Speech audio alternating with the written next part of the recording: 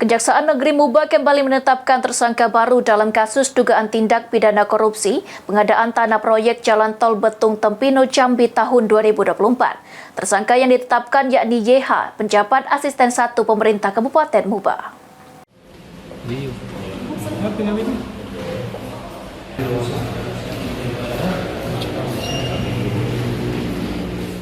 Kejaksaan Negeri Musi Banyuasin kembali menetapkan tersangka baru dalam kasus dugaan korupsi pengadaan tanah untuk proyek pembangunan Tol Betung Tempino Jambi.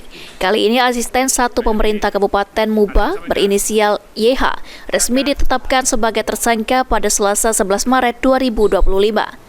Penetapan YH sebagai tersangka merupakan hasil penyidikan yang dilakukan. Setelah ditemukan bukti yang cukup, Kejaksaan Negeri Muba langsung melakukan penahanan terhadap YH.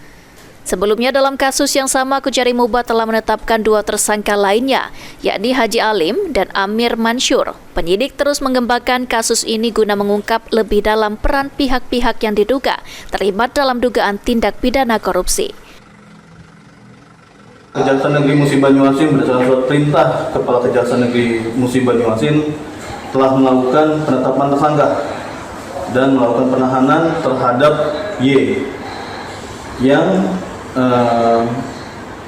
terindikasi pasal 9 junto pasal 15 Undang-Undang Tindak Pidana Korupsi, di mana peranan Y ini adalah salah satunya adalah beliaulah yang melakukan atau memerintahkan untuk pencabutan kasasi atas putusan PT UN Palembang terkait gugatan PT SMB atas penetapan lokasi pertama Jalan Tol Betung Tempino Jambi.